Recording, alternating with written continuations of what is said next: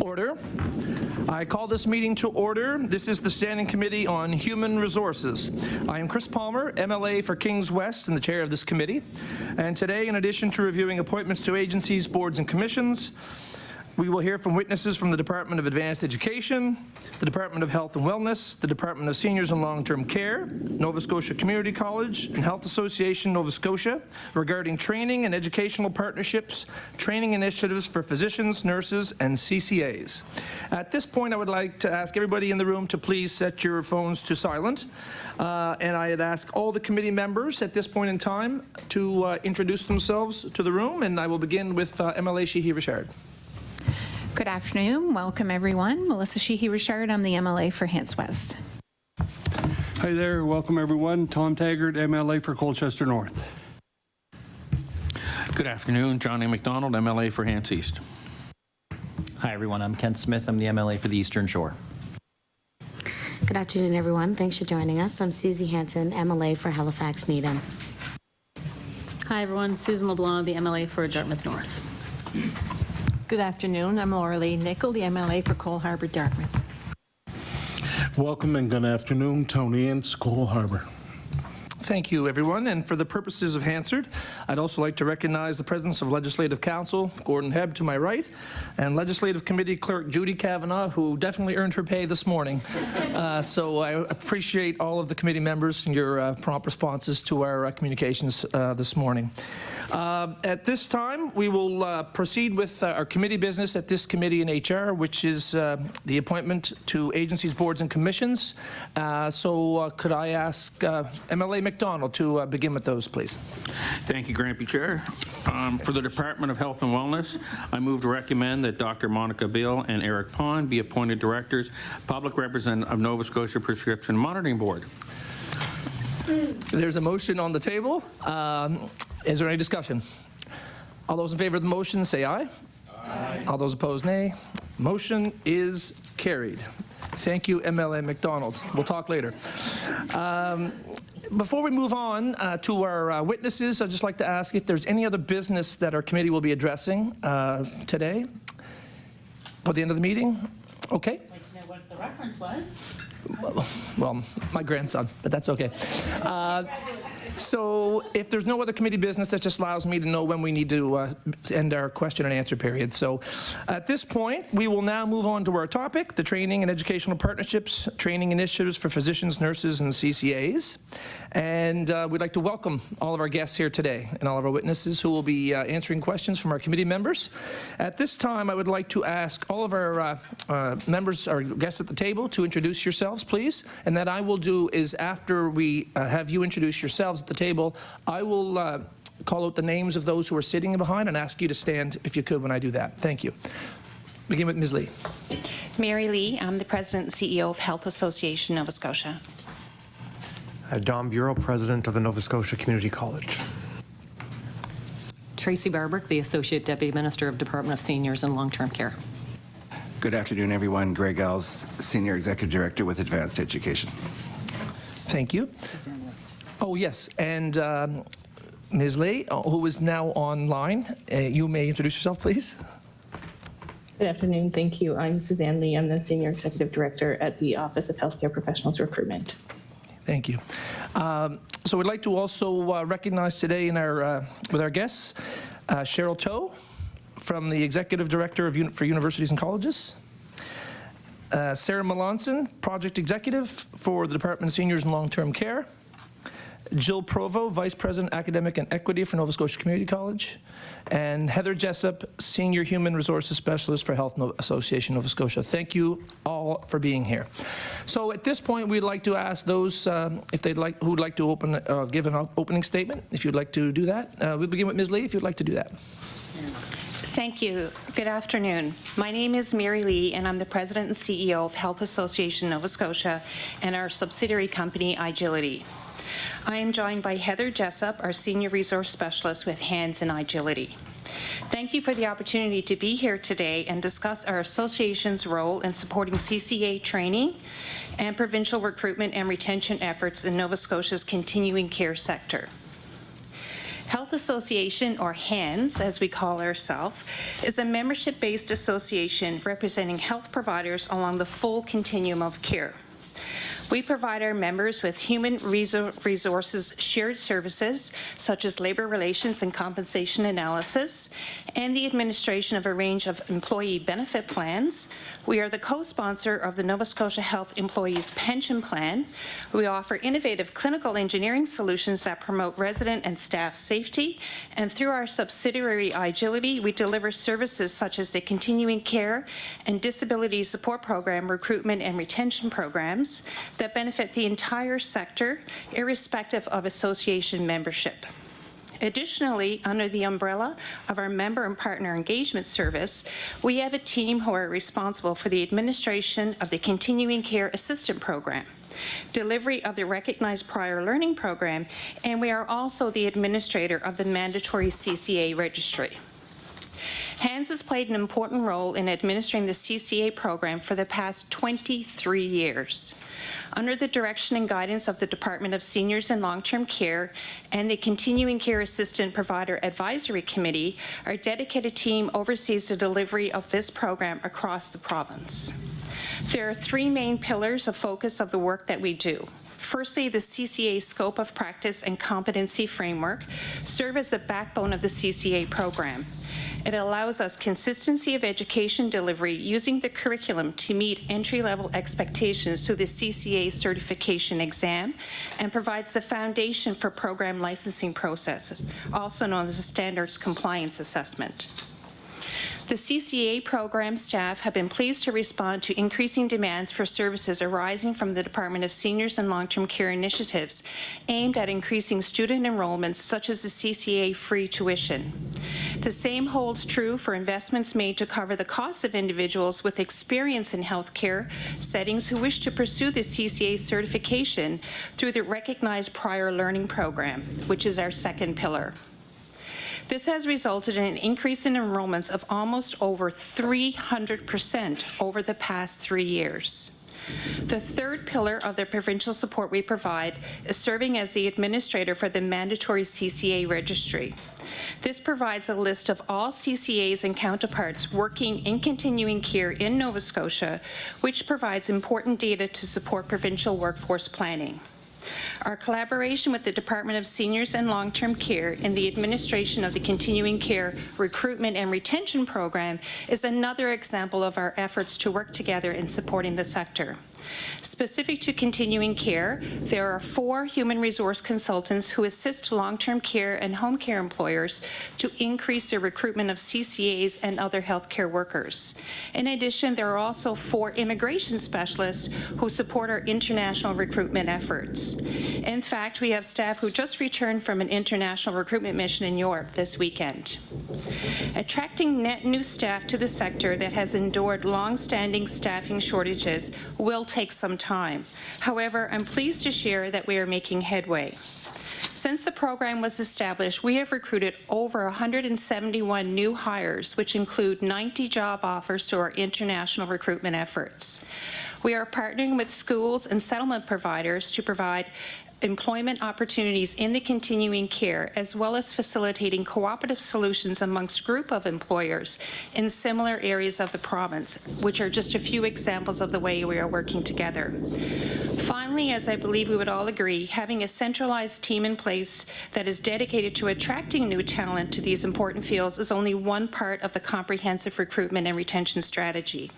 In addition to sustained efforts to increase the size of the workforce, we need to focus our retention of our valuable employees through opportunities for continuous growth, development, and the ability to envision a future career path. And this is certainly one of our focuses of today's discussion. So we're very pleased that the recruitment and retention support that we provide includes the administration of innovative and training and professional development funds. We need to adopt new and innovative approaches to training and recruitment and retention, including increasing access to training and educational opportunities.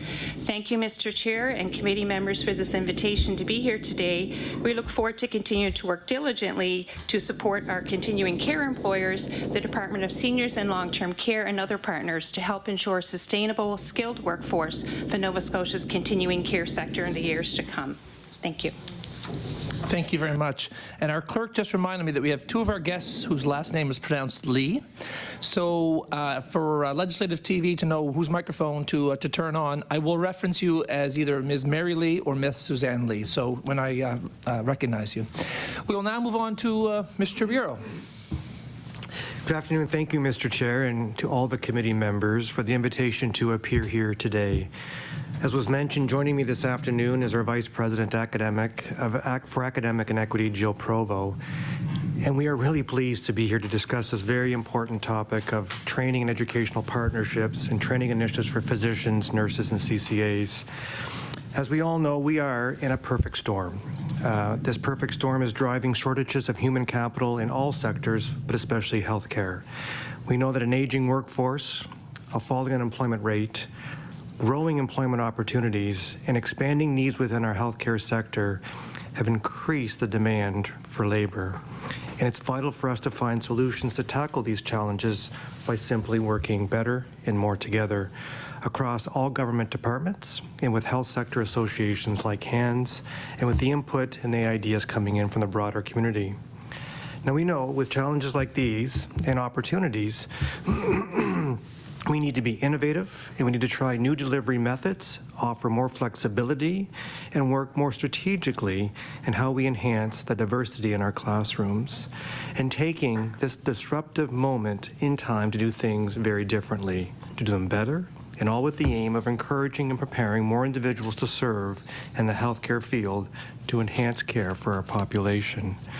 Now, we know that by strengthening our current collaborative efforts, including supporting underrepresented communities, upskilling or creating pathways from one occupation to the other, and augmenting current resources, we can more quickly reach the goals that we hold for our province, our healthcare system, and the communities that we serve. Now, Mr. Chair, over the past number of months, and in fact years, we've been working on a number of projects to increase the capacity and the number of graduates in the critical healthcare professions. Just to name a few, we've expanded the number of seats in our practical nursing program in 2022 and 2023, and having wonderful conversations to have even more possible expansion in the future. We've also expanded the CCA program seats and supports, including the addition of 2 new CCA offerings, one in Metro and one in the Annapolis Valley just this spring. As was mentioned, the government's tuition support for more than 2,000 CCA students over 2 years aimed at domestic applicants has been a tremendous boost to the interest in this program. I also want to comment on unique offerings. The unique offering like a work and learn CCA program is one more example of flexible thinking and innovation in terms of addressing the CCA shortage, and this program was offered in Sheet Harbor with great success. It's incumbent upon post-secondary institutions to offer shorter, sharper credentials to make sure that we are addressing the emerging needs, and we're doing just that. A couple more. We're working very closely with our Mi'kmaq communities to make sure that we are able to provide cohorts of practical nursing students to help them provide culturally responsive health care and develop the skills that they need to impact the health and well-being of their communities. We know that diversity of knowledge, worldview, and experiences are all key as drivers of success in advancing innovation, creativity, excellence, and learning. And finally, again, as was mentioned, we're exploring ways to work with our partners to support CCA and practical nursing pathways for internationally educated healthcare professionals. The discussions that are underway with our partners and the focus on additional initiatives to help infuse the needed talent in our healthcare system and across all sectors are something that will continue into the future. We're very pleased at the Nova Scotia Community College of our graduates from the School of Health and Human Services. They, in fact, enjoy the highest employment rates of any one of our schools at 94%. This school also has the highest percentage of individuals working in their specific areas of study, which is approximately 90%, and 93% of all employed graduates in their field of study are living and working right here in Nova Scotia.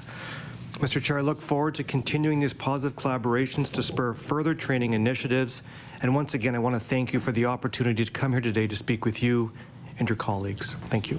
Thank you, Mr. Bureau. Ms. Barbrick. Thank you. Thank you for the invitation to be here today. I think this group together has some unique offerings on the conversation at hand. Joining me today is Sarah Melanson. She's our project executive responsible for workforce development.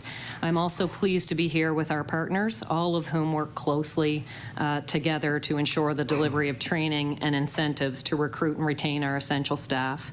Nova Scotians deserve to know that they can get the care and support they need when they need it and where they need it as they age. Recruiting and retaining high-quality trained staff is critical in this equation. Our department is working to train and hire the staff needed to provide this care, to support and take care of the dedicated people that work in this sector, to provide older Nova Scotians with the care and support they need to live in their homes and communities longer, to build more long-term care rooms, and to improve the quality of care for Nova Scotians who need continuing care. This includes delivering on government's commitment to provide an average of 4.1 hours of care per day to all nursing home residents. This is a significant commitment that obviously is directly tied to our ability to staff those positions. Efforts to establish this standard are well underway, and in the last quarterly report, 35% of our nursing homes are now staffed to deliver 4.1 hours of care per person. Nova Scotia will be one of the first provinces in Canada to meet this standard of care. I always welcome the opportunity to not only speak to the work we are doing, but also the impact it's having on the workforce itself. The people who work in continuing care are extremely hardworking and compassionate. They are the heart of the system, and we are beyond grateful for all that they do. In fact, much of the department's focus and significant government investment has been directed to better supporting those who work in continuing care and addressing long-standing issues that we've heard from the sector related to workforce over the years. Continuing care staff have been chronically underinvested in for years, which has led to a workforce that was understaffed and overstressed. Staff have felt unappreciated for a long time. Our goal is, and has been, to work with the sector to not only address these issues, but also to make continuing care a career path of choice in Nova Scotia. This means having the right supports in place to attract people to the sector and better supporting them in their professional development and with workplace safety initiatives so that they have the opportunity to stay and grow careers and to be able to work safely. Last year, we were seeing hundreds of beds shut down due to workforce pressures. Through strategic near, medium, and long-term investments, government has been able to work with facilities to open all the beds that were closed due to staffing pressures, while also recruiting the workforce of tomorrow that we know we will need as we continue to build more capacity in our nursing homes. But we're not done. This year's budget included funding for a new pathway for continuing care assistants to become licensed practical nurses. More details will be shared on this program as it's developed and rolled out. This is yet another way we are helping to provide lifelong career options for people working in the continuing care sector. Our workforce-related investments are designed to make home care and long-term care great places to work with opportunities for career growth, and to ensure we have the staff needed to provide care and support to seniors now and into the future. So far, these have included free tuition and books, an innovative work and learn model, a targeted investment in CCA wages to address specific shortages in that area, national and international recruitment, and recognition of prior learning and skills and opportunities for more training for staff.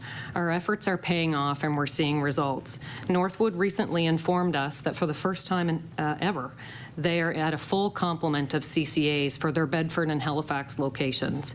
In other words, they have 0 vacant CCA positions, and they attribute much of that to the work and learn programs among some of the other initiatives.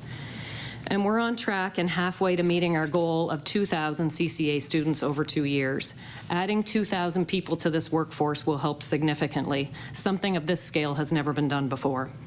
This, combined with much-needed wage increases, has helped to stabilize the sector and made the role of a CCA much more appreciated and appealing, serving to attract more Nova Scotians into this rewarding line of work. Training is a big part of our efforts to grow this workforce. I do want to recognize Don and his team at the NSCC for their continued partnership with us on this front. NSCC is an excellent partner and offers CCA programs across the province. This includes partnering with us for both the traditional program offerings as well as work and learn models. We are looking forward to another full intake of CCA programs across the province at various sites this coming September. Don will certainly talk more about the unprecedented interest in CCA programs. I'd also like to acknowledge and thank our partners at the Health Association of Nova Scotia. HANDS oversees the CCA training curriculum standards, the process for colleges to be licensed as a CCA education provider, and monitors compliance. All of this helps to make sure that Nova Scotia has the highest and best trained CCAs. They also administer the mandatory CCA registry, a critical tool for our workforce planning. Their work also includes administering the Recognition of Prior Learning program, which has been instrumental in helping those with prior knowledge or experience get the remaining learning they need to be a certified CCA. And they partner with us in delivering recruitment and retention services for continuing care employees, focusing on local, national, and international recruitment. Through these partnerships, investments, and our responsiveness to the issues raised by those on the front lines, we are stabilizing and growing our workforce and ensuring that continuing care continues to have high-quality, well-trained staff. We know our work isn't done, but we are excited about what we've accomplished, and we remain committed to investing in and supporting the thousands of Nova Scotians who fulfill the various roles in continuing care across the province. We look forward to answering your questions. Thank you, Ms. Barbrick. Mr. Ells, opening statement. Thank you, Mr. Chair. Good afternoon, everyone. My name is Greg Ells, and I'm the Senior Executive Director for the Higher Learning Branch of the Department of Advanced Education. I am pleased to be here as a representative for the department and on behalf of Deputy Minister Nancy McClellan, who could not be here today. I'm joined by Cheryl Toe, Executive Director, Universities and Colleges with the department. It is our pleasure to represent the work of the department on training and educational partnerships. This is an area of focus for the Higher Learning Branch. As most of you do not know me, I'd like to take a second to introduce myself. I've worked in government as a public servant for 24 years under several different governments. Prior to joining government, I worked in a biomedical research facility for 14 years in Kentville, Nova Scotia. Cheryl and I are part of a team of professionals who are invested in helping the department fulfill its mission and facilitate a proactive and inclusive post-secondary education system so people can learn, grow, and thrive. With more than 70 professionals, including student assistants and post-secondary accessibility services experts, the advanced education team is truly here to help. We play a critical role to help train the workforce Nova Scotia needs today and tomorrow, and we don't do this work in isolation. We look to subject matter experts to help define what's needed and work closely with other government departments, including those joining this panel today. We also work closely with the Nova Scotia Community College, who plays such a vital role in helping address Nova Scotia's critical labor needs. The department also oversees private career colleges and Nova Scotia's 10 universities to help train Nova Scotians in their fields of choice and the professions we most need, like physicians, nurses, and CCAs. Since the department was formed in August 2021, we have helped introduce a partnership between Cape Breton University and Dalhousie University to train 5 medical school students through a pilot program. This is helping to inform the province's second medical school campus at CBU, announced by government earlier this year. We have a new NSCC practical nursing cohort, which will train 30 McMile learners in addition to the 120 new practical nursing seats introduced by the province in 2022. This program is expected to launch in the coming academic year and will offer a custom learning experience developed with a Mi'kmaq and Indigenous lens. A progressive education model for continuing care assistants where students can work and learn while training at private career colleges in the province. The students can study 3 days a week and work 2 days a week in paid positions. We've also launched innovative partnerships with the Michener Institute to train more medical laboratory technologists for this in-demand healthcare profession. We've partnered with the MyTax organization to offer more highly skilled internship opportunities for post-secondary students. These students are researching solutions for some of Nova Scotia's most important challenges like healthcare. Medivie to train more Nova Scotians in rural parts of the province to be paramedics. Successful applicants can also take advantage of the $11,500 grant announced by the province for paramedicine. A community-based advisory committee to introduce an Afrocentric Bachelor of Social Work cohort at Dalhousie University. The cohort is open to Black African Nova Scotian learners across the program and attracted such strong interest we have increased the number of seats from 25 to 35. These are just some examples of the work we do. We know there's a lot to do, and we know some of you probably have ideas you're hoping to share with us today. I'm looking forward to hearing these ideas, and I will do my best to answer your questions on training and educational partnerships. Thank you. Thank you, Mr. Ells. And last but not least, we'll ask Ms. Suzanne Lee to provide some opening comments. Thank you. Thank you, Mr. Chair, and good afternoon, everyone. Before we begin, if I could just thank the Chair and the committee for allowing me to join you virtually today, and of course, the clerk of the committee and our friends at Legislative TV. I believe I'm the cause of some of Ms. Kavanaugh's busy morning this morning.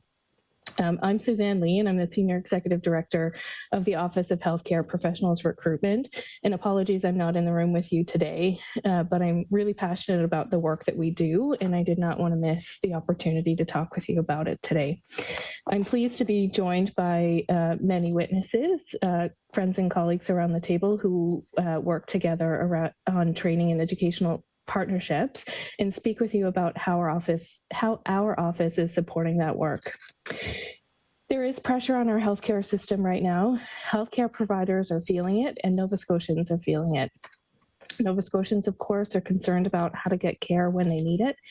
It's one of our top concerns too, and it's one of the main reasons the Office of Healthcare Professionals Recruitment was established in 2021 to attract healthcare professionals to our province and help them build roots in our communities. We're making changes to improve healthcare for Nova Scotians and for the people who provide care, including the development of a health workforce plan. Nova Scotia's publicly funded health system is made up of approximately 52,000 employees and physicians and is growing. Through efforts by government and health system partners, some of who are at the table with you today, growth in numbers of healthcare professionals has outpaced population growth. But despite this progress, staffing shortages continue to exist. One of the key components of planning for today's health workforce and into the future is how we train right here at home. With our colleagues at Advanced Education, we're working closely with academic and health partners to ensure that our efforts are aligned to meet demand.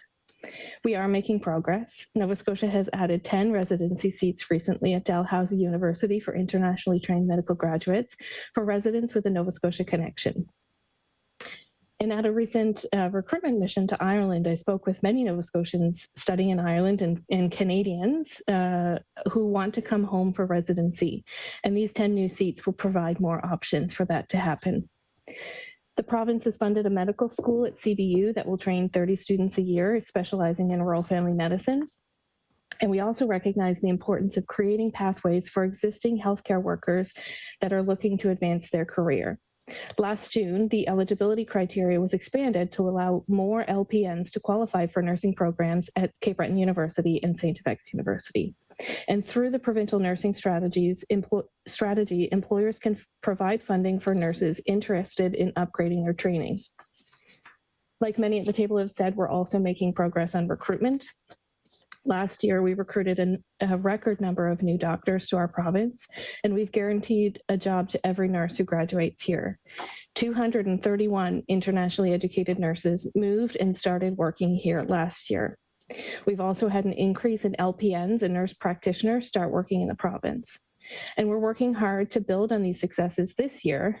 And with the College of Physicians and Surgeons and the Nova Scotia College of Nursing making significant changes recently to streamline licensure, we expect to make good progress. Government has made it clear that improving healthcare is the top priority, and it will take time and money, but we are doing what it takes and working at top speed. It will also take all partners leaning in on finding solutions to recruit and retain health professionals, and we are maximizing opportunities to increase access to care for Nova Scotians. The Nova Scotia Community College and other partners continue to show great initiative and adaptability in making adjustments to their operations in order to create a provincial health workforce. This is important to meet the current and future healthcare needs of Nova Scotians. There are many great initiatives underway, and I look forward to speaking with you further about them in our conversation today. Thank you. Thank you very much, and thank you all for your opening statements. We will move on to our question and answer period now. I will extend the question and answer period till 2:50, so we can get as many questions for our guests as possible. For those who are sitting in the first row behind you, if you are called to answer a question, there's an open microphone on the end of the table. We'll ask you to come to that microphone when you're introduced or when you're recognized to answer your question there. So we will do a show of hands in this type of format of our questions. So we'll begin with our question and answer period for our guests now, for our members. So we'll begin with MLA LeBlanc. Thank you, Mr. Chair. I didn't think that I would get in so quickly. Not used to that. So sorry. My first question is for Ms. Lee on the TV. So for the Office of Healthcare Recruitment. So probably you've heard this, Ms. Lee, that many of our offices have been contacted by dozens of nurses and other healthcare workers on medical leave who come forward to share their experience of being excluded from the $10,000 thank you bonus from the government. You know, these are nurses and other professionals who, through no fault of their own, are on leave. Many of them, in fact, have had cancer diagnoses, and they've been excluded from this bonus. I'm wondering, is the department looking at ways to address the gaps in the bonus to ensure that everyone on leave who is otherwise eligible for the bonus gets the thank you bonus? Miss Suzanne Lee. Sorry, some mute trouble there. Thank you for the question. First and foremost, if I could just wish those nurses well who have come to see you and speak with others. First and foremost, I want them to feel better or to get better, get well soon. It's really, I wish them a full and speedy recovery, I guess, is what I would say. And would thank them. I know they and many other healthcare providers have been working in incredibly tough and challenging situations in the last number of years in particular. And being off on any kind of leave can add a layer of difficulty to circumstances. So as you would know, with any program, parameters need to be in place. And the parameters that are in place for this program really recognize the intention of the program, which was to recognize the contributions made by permanent employees and to incent employees to attach permanently to the workforce. So again, I would just say I wish those nurses well, and that benefits for healthcare workers are important, and there are other benefits for workers when they fall ill. And as per the protocol of this committee, I will allow for a brief follow-up for all members. Brief, MLA McDonald, as long as it is related to the previous question. It's not a chance for a second question, but I will allow for a follow-up if it's related to the previous question. MLA Taggart. Thanks, Chair. What are you doing? Sorry, MLA LeBlanc, did you have a follow-up? I'm just trying to formulate it. Yes, I do. I do have a follow-up. MLA LeBlanc. So hearing that, and to be honest, Ms. Lee, you're lucky you're not in this room because it is actually quite hard to hear because of the construction next door. Not you, you're good, you're good. It sounds like you're not looking at expanding the bonus. So can you just clarify yes or no? Or are you taking like case by case basis? Like how is it working if someone at the surface is not eligible, but then, like appeals as it were? Sure. Ms. Suzanne Lee. Sorry. Thank you for the follow-up. So I know when the program was first announced, there were some tinkers that sort of happened early days, and government is communicating directly with employers those changes. I think that those are finished now, but I would recommend that any employees get in contact directly with their employer. They're the ones that are sort of considering the case-by-case situations, or like determining how somebody fits within the program parameters. Thank you. MLA Taggart. Thanks, Chair. My question is to Ms. Suzanne Lee. And Ms. Lee, can you tell us a little bit more about the $37.4 million investment to create the Institute for Innovation in Health at St. FX University, and how it will help to improve wellness in rural Nova Scotia? And that's kind of really why I've got this question. I'm very passionate about the healthcare in rural Nova Scotia, so maybe you could give us a little bit of detail on how that's going to help us, please. Ms. Lee. Great, thank you for the question. And let me first just say, recruiting and retaining health professionals to rural Nova Scotia is a key priority. It's something we think about all the time. And I might actually request that my colleague, Greg Ells, who's at the table with you, talk a bit more about the investment. I believe he is a bit closer to the file than I've been. Mr. Ells.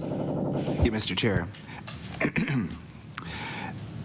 Planning for a new institution has been discussed over the past decade, so the discussions have been ongoing for quite some time. St. FX has been interested in an institute that will function and be recognized as Nova Scotia's key hub for rural collaborative health education and research. Oriented towards rural communities, the institute's goal will be to support the evolving health needs throughout rural Nova Scotia and enhance health outcomes for all Nova Scotians. The Institute is strongly aligned with the province's Action for Health strategy, fully supporting a path to a completely different kind of healthcare experience and health culture for Nova Scotia. The new institute will serve as a site where researchers and students can work together. It will also be open to healthcare professionals who have ideas that could help the system more broadly. St. FX currently has 75 faculty researchers who focus on health and the Institute, which will lead to the creation of new programs. This means more research positions at the university. Research at the Institute will not just be based at St. FX. Researchers will also be exploring mobile simulation. The Institute will be headquarters for the National Collaborative Centre for the Determinants of Health, Atlantic Canada's National Knowledge Translation Centre for Excellence for Healthcare Professionals. The Institute will support the following: implementation of a treatment and research centre focused on wellness and rural care that will expand access to primary and mental health care for St. FX students and the broader community. Learning and training opportunities for healthcare teams and professionals to specialize in the delivery of healthcare in rural communities. Establishing innovative infrastructure and training environments like simulators and virtual reality to enhance rural care and training. And finally, a rendering of the new Health Institute is expected to begin in 2023, and the site is scheduled to open in 2026.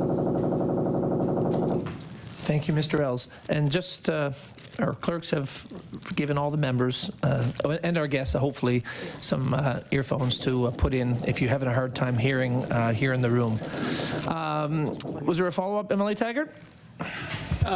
Just briefly, and I guess a bit of an opinion, of course. I believe that collaborative clinics are a huge part of that, and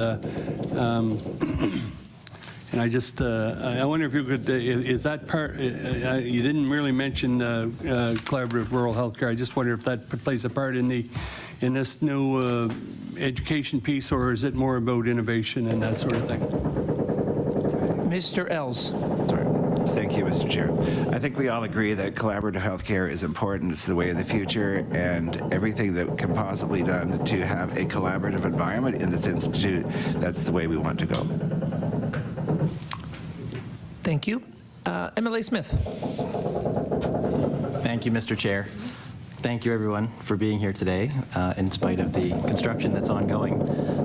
Inevitably, what happens when we prepare for these meetings, we do our research and we get our questions and we get ready to ask them, and then you folks come and give your opening remarks, and a lot of the things that we're interested in learning about comes out in the opening remarks. So most of my questions were touched upon in a variety of opening remarks, but I'd love to expand a little bit on some of them. So I'll start with Mr. Bureaux, if I could. And healthcare, obviously, for us is top priority. Historic investments last year, historic investments this year's budget. You referenced the investment in the new seats, the new nursing seats. I believe it's just for LPNs, but I'm curious to know if we can get an update on that initiative and how many different schools got the new seats and where are we at with the initiative. Please and thank you. Mr. Bureau. Thank you. Mr. Chair, I'd have to go through my notes and get the exact placement of those seats. I can tell you that any addition of new seats of nursing at the college are welcomed because we have wait lists basically in every one of our offerings. We would have right now 2,000 people enrolled in our School of Health and Human Services. Half, roughly, would be made up of licensed practical nursing or CCA. And of the practical nursing seats, every one of our offerings would have a wait list. So it's very important that we continue to work with our partners in government, and they've been excellent to work with to expand those seats, and hopefully we'll get more expansion in the future. Emily Smith, for any follow-up? I would like to know which schools in particular across the province did receive them. Yes, can I get that back? Mr. Bureau. Back to the committee, Mr. Chair. If I can find it in my notes here. But the allocation of those seats, 120 seats, would have went around the province to various locations. If I can get back to you on that, I will. Okay. Thank you. Thank you. MLA Nickel.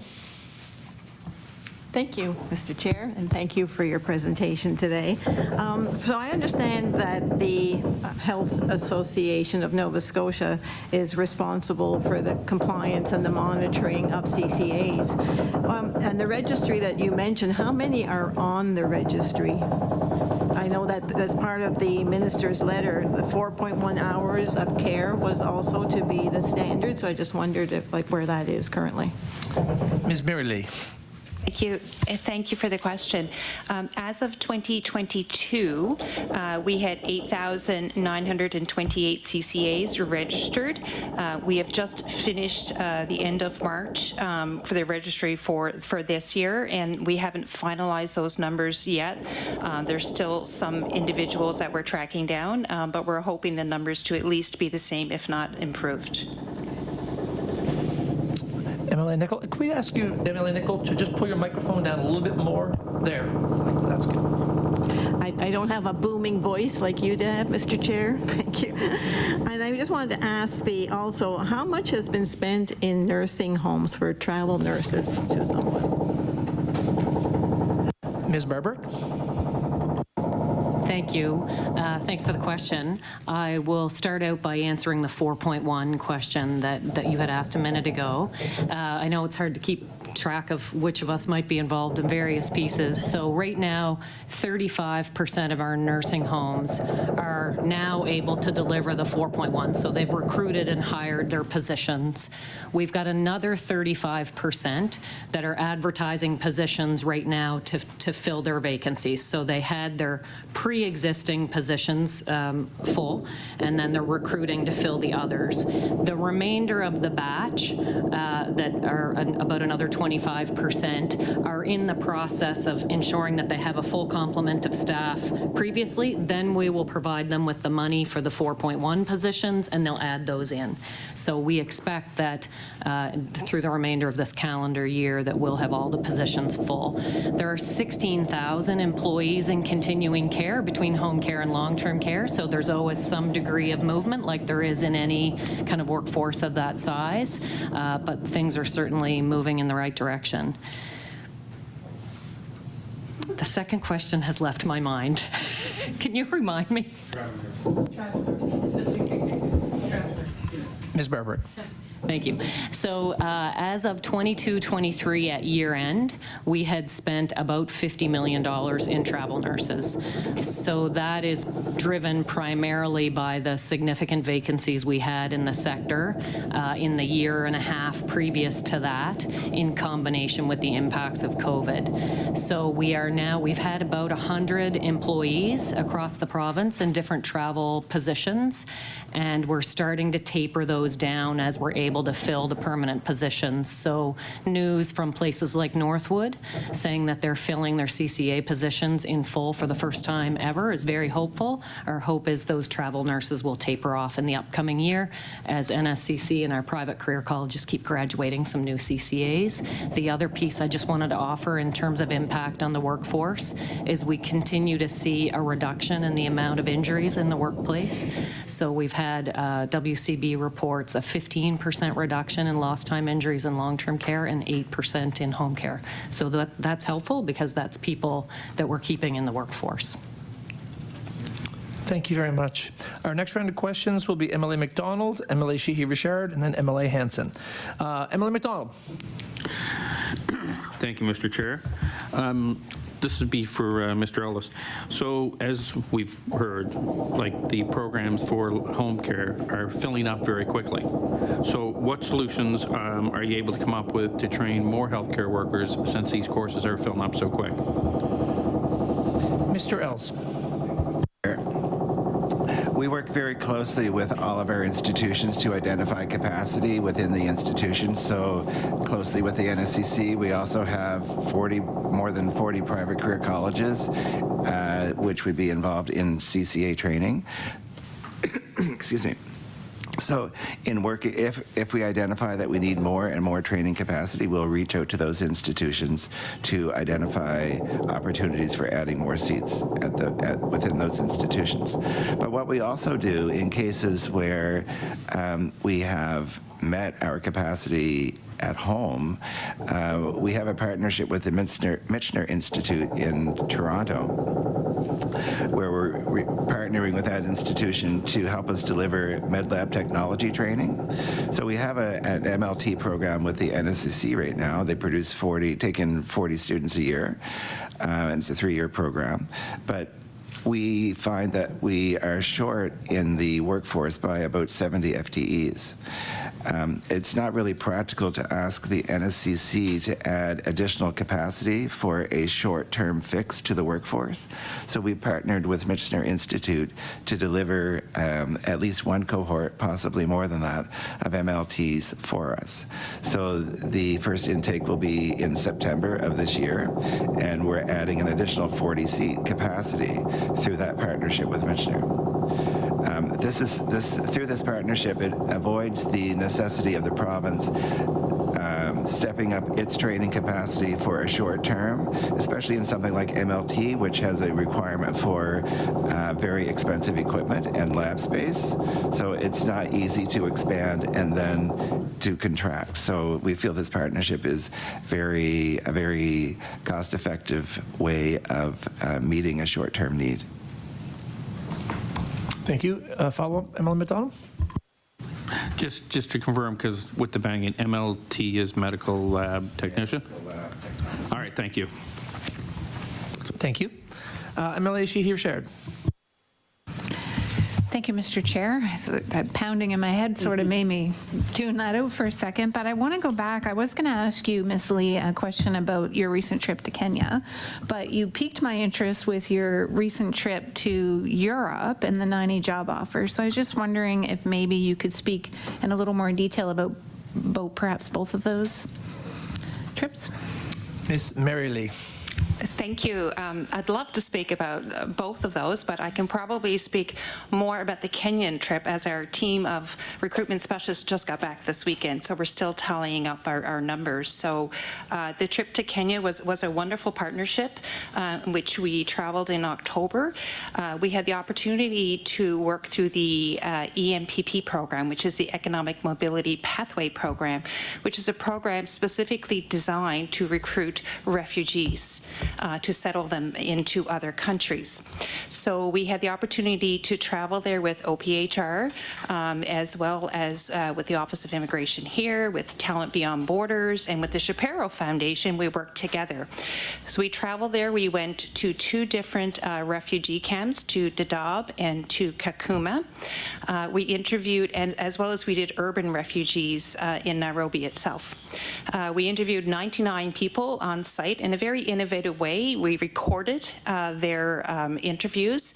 We were very fortunate that we had help before we got there in preparing the paperwork and all of the information that we needed in order to interview and select candidates. So we interviewed 99 people. Before we left Kenya, we made offers to 65 conditional job offers because they have to be matched with the employers, and we have to ensure that we place them in an appropriate community where they will have the best success rate upon settlement. So we're really pleased. We're working through those files. It's a very long process. As you can appreciate, refugees have different and unique challenges than another internationally educated employee. So those files are very complex. They take about twice as long to work through as a normal international immigrant or that we would look at processing. So we're still working through that. We've matched many of those with current employers in Nova Scotia. Some have been at McLeod Group. Northwood has recently accepted a number of our applicants, as well as a variety of other employers throughout Nova Scotia. MLA Sheehy-Richard. I hope that the chair is going to consider this a follow-up, but were there any lessons or insights that you could share with the committee on? Yeah. We'll allow that one. Ms. Mary Lee. How long do I have, Mr. Chair? It was a lot of lessons learned because this was our first time working with the EMPP program. And when we traveled, what we really learned was when you're working or with immigrants, with refugees in particular, they're very unique because they don't have all the paperwork. They don't have all of the proof of their education. They obviously are in refugee camps and have fled to those under conditions of strife and things that we could never probably even imagine. So communicating with them was difficult. Working with them since they've left, because you could be in a refugee camp such as Dadaab, which would have over 200,000 refugees working there, and they would have 4 computers to access information with. So communication post follow-up was very, very difficult, and still continues to be a challenge. Working with our employers as well to be able to show them the videotape of the interview, to ask the questions that they would want us to ask to help expedite the process so they didn't have to re-interview yet again. So we were trying to streamline the process for them. So those are just some of the challenges. The biggest challenge will be settlement. We can recruit these individuals, but if we can't retain them and put them in a community where they have a like community of interest, that's been difficult. So we've been partnering with various African Nova Scotian communities and groups within the province to help develop settlement plans and ensure that we start that process way before they even come here, so they know what to expect, looking for employment for their spouses, their families, helping them understand that a family, under the definition through the EMPP program, is their immediate spouse and their children, and not their extended family, which is a very different cultural than what we would be used to here. So housing, huge issue, trying to find appropriate housing for them, and even access to the types of resources. Where would they go to get the local foods that they would want? Where do they go for an esthetician, for products? All of those things, church, all of those things which are very important to support the settlement are key. So many, I could talk for a very long time around the lessons to learn, but certainly has been worthwhile and will continue down this journey.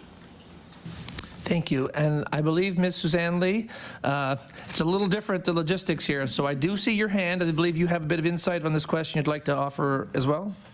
I would love to, Mr. Chair, if there's time and willingness from the committee.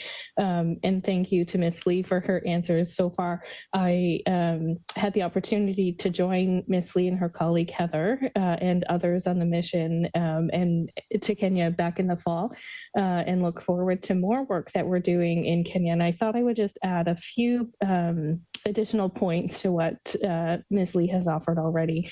So she had mentioned the Economic Mobility's Pathway Pilot Program, which is a partnership between the federal government and provinces. And so as Mary mentioned, some of the candidates coming through this opportunity may not have access to the same level of documentation as others do. And so what the federal and provincial governments have sort of done is work together to find not that any criteria were lowered or any restrictions were removed or requirements were removed, pardon me, but how to assist folks in being able to demonstrate their education, their competencies, their work experience. So really kind of an innovative program and I wanted to kind of put a fine point on that. And a few other pieces that I would add, we at OHPR and with our partners, we're committed to, ensuring that our recruitment practices are fair and ethical. And so I think this mission is this work that we're doing in Kenya is one of those things where we're really kind of thinking about our international flow of healthcare workers and the role that we play in the global workforce shortage. And we all had the opportunity to talk with the clinic in Kakuma, in particular, the International Rescue Committee Clinic, where many of our candidates had work experience. And there's actually on the CBC, the Current podcast, there's an interview with one of the clinic leaders who talks about, similar to what we talked with him about when we were on the ground, that providing folks an opportunity and choice in their life is really big. And they have the skills and they have the experience that we need. And it also allows the clinic to train more people on the ground in Kakuma and give more people opportunities. So I think, really kind of important to us in thinking about how we're contributing, how we're providing a safe and welcoming place for folks to call home. And, now we're thinking about educational partnerships, future work in Kenya and in other markets as well. So our colleagues also recently traveled to Jordan with Talent Beyond Boundaries and others to talk about similar opportunities in that market and partnerships with educational institutions there. And just on settlement, I know Mary mentioned, we're all working together in terms of helping folks navigate the communities that they're settling in, and of course housing. I know that that's often a question, and we have some really innovative employer work happening, and our colleagues at the employers and settlement organizations, as well as folks in the Department of Municipal Affairs and Housing, for instance, in our office, are all sort of working together with community partners to make sure that folks have a place to live and a community to welcome them when they come to Nova Scotia. Thank you, Ms. Lee. We'll move on to MLA Hanson. Thank you, Mr. Chair. My question is to the Department of Health and Wellness, Ms. Lee, on the screen. In preparing for today's meeting, we took a look back at some of the materials from the recent meetings on health recruitment. Not much has changed in the last year and a half, especially when it comes to family doctor recruitment. There are even more people on the family doctor waitlist and even more family doctor vacancies. And this government won't make sensible investments into primary care access. And as we hear today, we don't have a problem training healthcare workers, we have a problem keeping them. So when the government was elected, there were around 75 family doctor vacancies. Last spring, there were 85. Now, according to the NSHA website, there are 96 family doctor vacancies. Why is this number increasing? Ms. Suzanne Lee.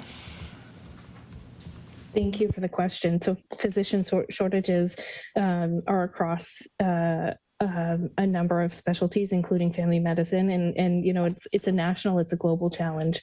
As you mentioned, we're working to train more of our own at home, and we're competing with every other jurisdiction for physicians.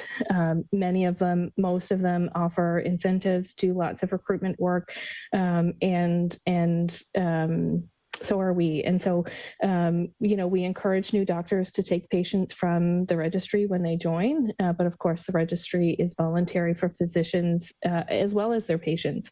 And so, when family physicians are starting, they often take over practices where the departing physician has a full patient roster, but we are focused on recruitment and retention across the province. And one of the things I would highlight, just in terms of the work that we're building on retention, is the Office of Professional Healthcare Recruitment's Community Fund that was recently launched it was launched in December, and since we've signed agreements to fund 28 organizations across the province. And their goal will be to work with us on recruitment and retention of physicians, nurses, CCAs, and others, building on some of the work that communities had been doing already in terms of physician recruitment, but really kind of lifting that up and expanding it out. When we know that practice, what physicians are looking for when they come to practice now is different than it was 30 years ago when panel physicians physicians had panel sizes that were large and vast and broad. Physicians, as all workers, I think now really looking for life balance. And so lots of work happening in terms of access to care. And, I think I would just kind of end my answer to the question in talking about that there are many ways that Nova Scotians can access primary medical care in their communities, in addition to family doctors. So of course, virtual care, the work that's happening in pharmacies right now, urgent treatment centers, the mobile primary care clinics that are going through communities, and of course the new community primary care pharmacy clinic program. MLA Hanson for a follow-up. Yes, thank you so much for the information. And specifically, this was on family doctor vacancies, and as well, I would just like to know, do we have a number for 2023 for recruitment numbers for any new family doctors? Ms. Lee. Thank you for the question. So certainly we're recruiting to vacancies. I would love to fill all 96 family physician vacancies. We also know that folks will retire over the course of the year. We are also working with physicians. There's a hotline that's been stood up to ensure that folks have the supports that they need in their practice. But in terms of, the goal that we're working toward, it's absolutely filling vacancies, as many as we can. Thank you very much. Our next round of questions will be MLA Ince, MLA LeBlanc, and MLA McDonald. So MLA Ince, you're next. Thank you, Mr. Chair. And my question is for Ms. Suzanne Lee.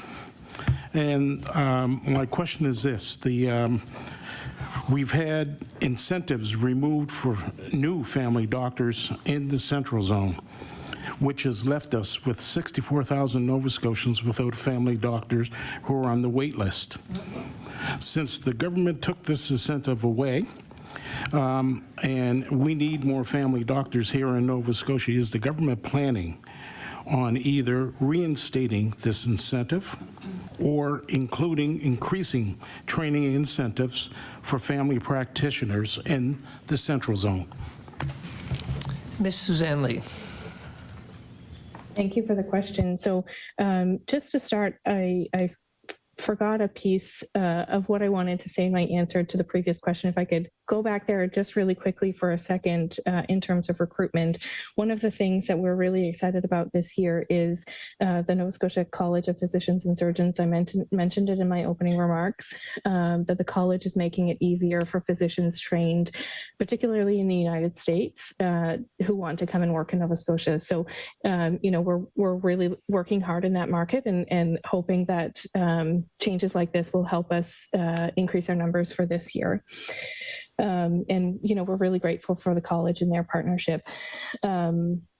The question about incentives in Central Zone. So certainly I would say the physician incentives are focused currently on hard to recruit areas across the province.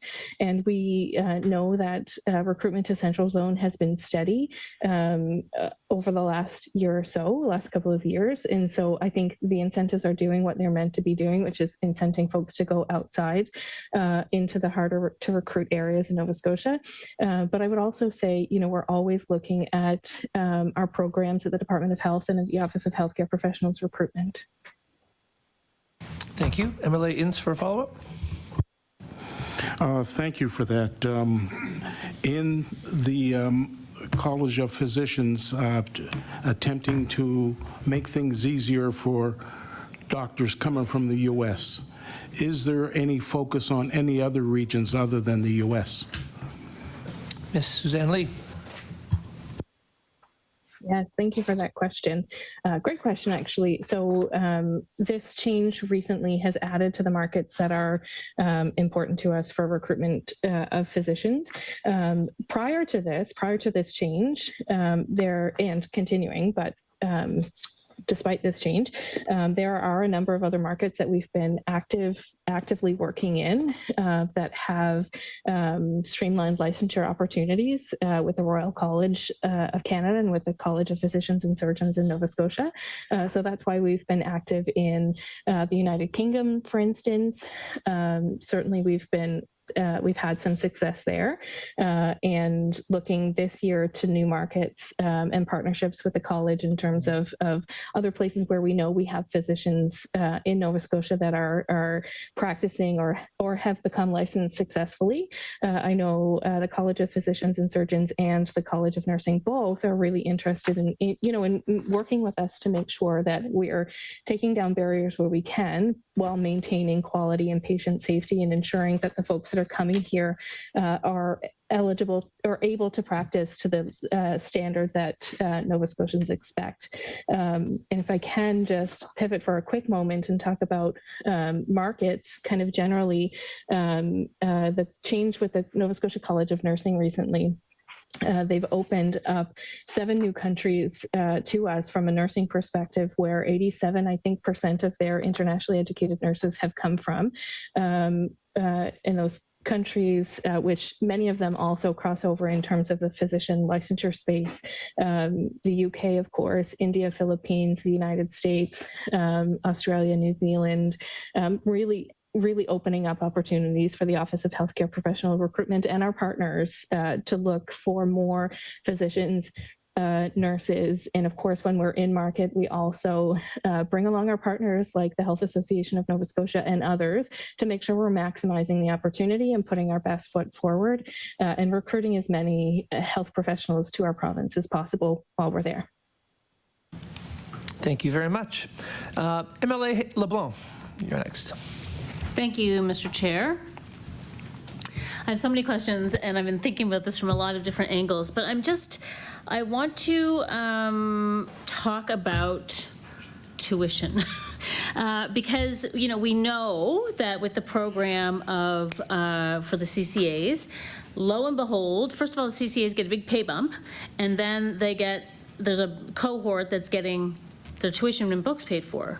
So, it's a win-win, right? Yeah, I know, it's great. But when I think about all of the people who might even be considering, not even just new, out of high school going into university, choosing healthcare professionals, but people like me who, when they're done their second career, might want a third career. I couldn't go and, I wouldn't be able to afford a university program at this point in my life to go and train as a healthcare professional. I just couldn't do it, where I have kids to support and, mouths to feed and all that. So if it's so great with the CCAs, why are we not looking at it for LPNs? Why are we not looking at it for physicians? Even a cohort or a small group of folks. I'm wondering, has there been any analysis done, I'm saying this to everyone, on the cost of that versus the cost of not having those professionals working in the province?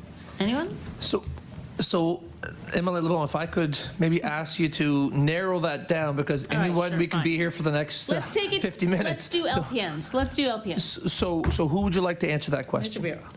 Okay. Mr. Bureau. I know we've talked about this a little bit. We have talked about this before. Thank you for the question. So has there been research done on the connection between free tuition, targeted free tuition, targeted long-term enrollment increases, and net value to community? There's been a ton of it done around the world. And certain jurisdictions have tried it, and it, in fact, in the long run, has not increased enrollment. So the jury is out, quite frankly. Okay, the jury is out in terms of people coming and enrolling. In terms of retention, what we find is that on the long term, based on the studies that I've read, I have not seen a direct correlation. Now, for short-term increases of enrollment and retention, like was done for the CCA program, and perhaps, yes, it could be done for the current need for LPN program, we have seen an immediate uptake in that programming, and the retention seems to be holding right now.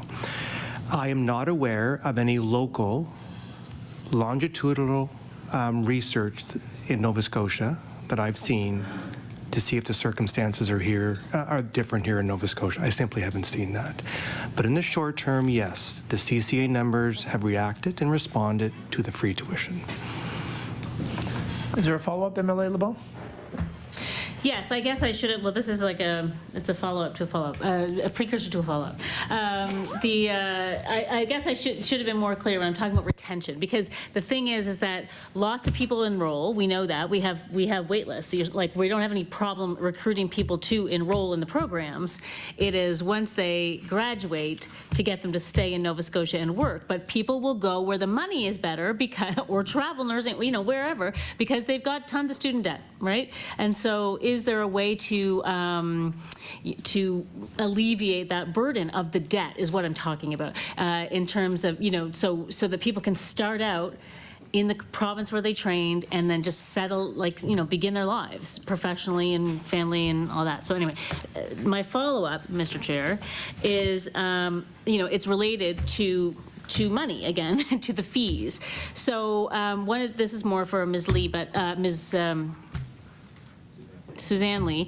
One of the things that we're hearing about is in terms of inadequate locum support, where in other jurisdictions, other provinces, locums are paid differently, like they're organized between the physician and the locum support person, whereas here we have the locum office that negotiates the fees, and they're often significantly less. And again, when you've got $200,000 of student loans to pay off, you're not going to take the cheaper locum position just for the the fun time downtown Halifax. It's just not going to happen. Or Coal Harbor, sorry. MLA LeBlanc, could we ask the question? Yeah. Please, it is a follow-up. Listen, So this if you is don't mind. all very, very important information. Question, please. I've always wanted to say that.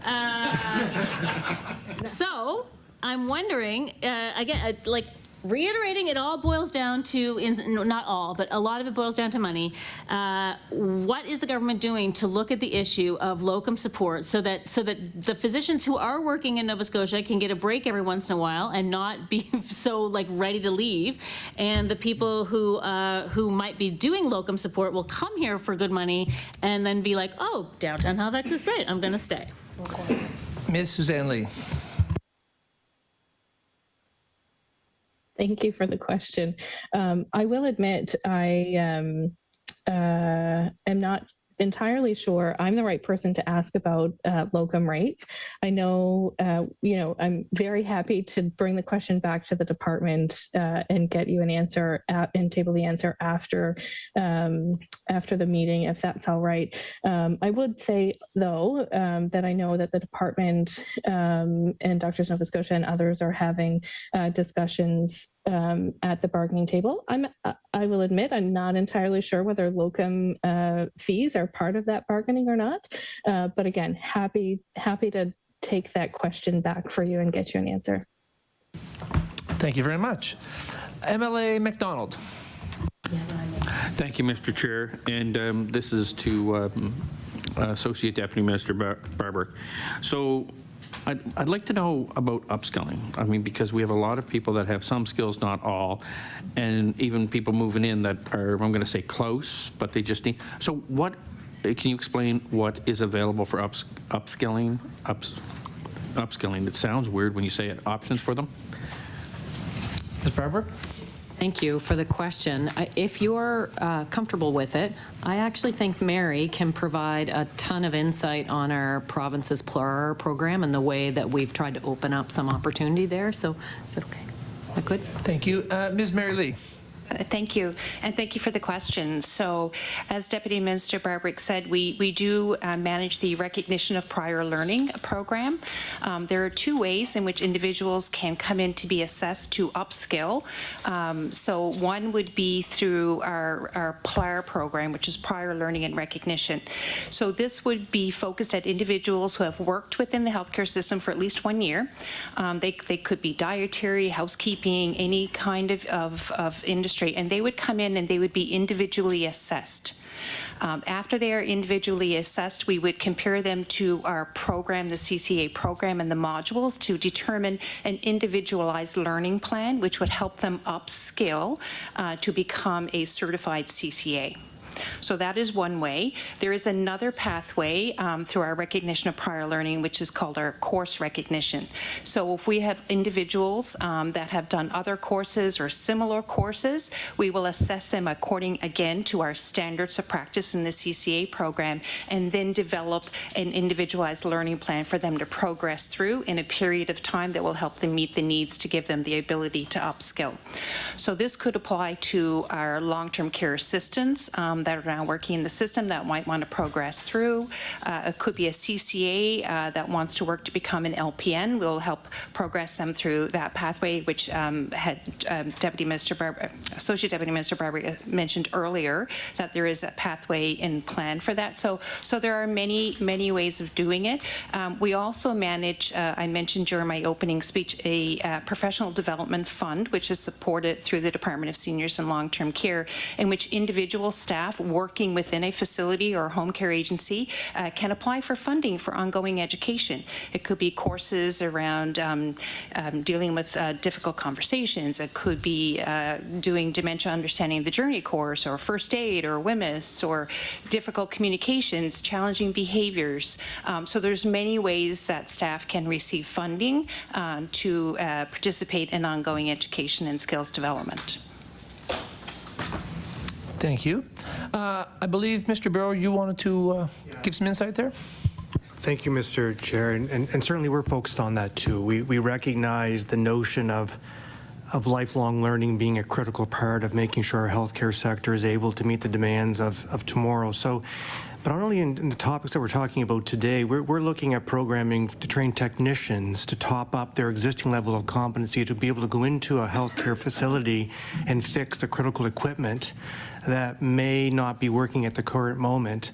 And if it was just for a person who could work on that piece of equipment to get it working again. So the upskilling that you mentioned, I think, goes right across the board. So the physicians and the nurses and the CCA can do their work. Mr. Chair, if I just could, if I take 15 seconds, I do have the answer to that earlier question, if I may. 15 seconds is great. 15 seconds. But no, go for it. Additional LPN, additional practical nursing, we have 3 cohorts. We had one starting in January of this year, a new one starting in September, and one starting in January of next year. The ones that started this year were at our Pictou campus and our Marconi campus in Sydney. The ones that will be starting this fall will be in the following campuses: the Annapolis Valley campus at Middleton, Burridge campus in Yarmouth, Kingstech in Kentville, Lunenburg in Bridgewater, Strait Area in Port Hawkesbury, and Cheryl. So the 2 that have begun, Pictou and Marconi, those 6 will be beginning either in September or next January. Thank you. And my staff behind me are no longer angry at me because they put it in my notes and I didn't see it. Thank you very much. Is there a follow-up, Emily McDonald? Yeah. Okay. So whether you like it or not, we'll see. Brief follow-up, please. You don't want a preamble? So since you spoke onto it, and instead of picking, I'll leave it alone. Can someone speak to actually the LPN to RN bridging program and what it is and how it works too? So I'll let somebody pick who it's going to be so I don't pick the wrong person. Mr. Ells, I see you're raising your hand. I'll volunteer to start. Okay. So the LPN to RN program would have been initiated, I'm guessing, half a dozen years ago. There was a lot of ask for it, a lot of demand for it. And so we worked very closely with the Nova Scotia Community College to recognize the training that was available or that was provided to the LPN. So the program is very well recognized, lots of demand, and being offered currently at St. FX and at CBU. I believe the St. FX offering is available online, which again makes it very attractive because the individuals are able to maintain their work while taking the program. So very successful. And I'm trying to remember off the top of my head the number of credits that these students are able to receive. I believe they receive for their 2-year of the LPN program, they are able to enter into semester 3 of the RN program. So it basically saves them, I believe, 1 year of study. Thank you very much. Our next round of questions will be MLA Smith, MLA Sheehy-Richard, and then MLA Nickel. MLA Smith. Thank you, Mr. Chair. My question is for our television viewer, Ms. Suzanne Lee. Back in January, the Premier made an historic announcement of almost $60 million to create a new med school at Cape Breton University, and I remember being there that day and talking with the member for Cape Breton East, who was just amazed and said, you know, can you believe we're here announcing a med school in Cape Breton? So obviously that is going to be a generational transformation and going to make a huge impact. I'm curious to know if you can share what the vision is for the new med school and why these initiatives are so important to rural Nova Scotians' access to health care. Ms. Suzanne Lee. Hi, thank you for the question. And if I can indulge, just again, going back to Emily LeBlanc, I consulted with a colleague since your question and just wanted to confirm that the locum compensation, like all compensation, will be part of the discussions at the bargaining table. So just wanted to make sure you knew that. And maybe MLA Smith, I can start this question, Mr. Chair, and then share it with my colleague Greg Ells. As you know, a pilot program was started with 5 students at CBU testing out a med school in partnership with Dalhousie University. And as you say, a med school announcement with 30 students per year. The banner, the most important piece of this, I think, is a focus, an intentional focus on students who are interested in practicing rural family medicine.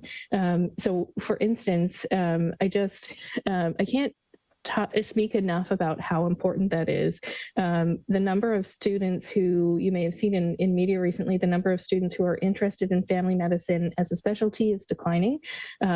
And yet there are lots of folks out there who are really interested in studying family medicine. And when I was in Ireland, again, referencing back to the trip where we were talking about the 10 additional medical seats, there were a number of students from Canada, from Nova Scotia, who were really dedicated, really interested in a career focused on rural family medicine, which is almost a specialty in itself, in terms of the caseload and the lifestyle that a family physician would have in a really rural or remote community. And so, again, a really important kind of step forward in helping us over the long term transform healthcare and provide Nova Scotians in rural communities with access to the care that they need and a physician in a health home. And maybe with that, I'll turn it to my colleague Greg Ells in case he has other points to add. with the Mr. chair's Ells? permission. Mr. Ells, did she put you on the spot there? The second time. All right, Mr. Ells. Thank you, Mr. Chair. There's not a whole lot left for me to add to what you've already said, Suzanne, other than we see the CBU opportunity as a new way of doing medical education, and I think it's the trend. If you look across the country, I think there are 3 other med schools being set up right now across the country. 2 of those are following a very rural kind of model like this. So we want to make sure that the students have an opportunity to get outside of Halifax, so we're putting them outside of Halifax. They're going to have an opportunity to be placed immediately into rural training, family practice environments. This is certainly a focus on family practice, and it's a focus on rural, and it's a focus on addressing the health needs of the aging population, i.e. Cape Breton, and also Indigenous populations as well. So I think Cape Breton is a wonderful setting for this type of new opportunity. But in addition to the actual training of physicians, I would like to point out that the funding that we have provided $6.2 million of the funding is going to create a new collaborative care clinic that will accommodate, we expect, 10,000 patients a year just to be able to see a doctor in the Sydney area. So that's a major impact. Also, $3.7 million is going to expand the Health and Counseling Center that is already in place to address the increased demand for health care among the student population and support clinical training. And with any med school, there will also be a significant amount of research that will be going on. And one area of research is going to be focused on aging populations. Thank you. MLA Smith for follow-up. I don't have a follow-up, Mr. Chair, but I'd like to be back on the list to ask a brand new question. Please and thank you. Duly noted. Thank you. MLA Sheehy-Richard. Thank you, Mr. Chair. I just wanted to talk a little bit. I've been hearing these increased seats and all the different incentives that are happening. I kind of lost track. So I'm wondering if it's possible, and you may not have it with you, but if we could talk about how many nurses we're training per year now compared to, say, for example, when the Department of Advanced Education was first formed. Well, or Miss Lee, I'm not sure who that's. Mr. Ells. I will volunteer to take it before she gives it to me.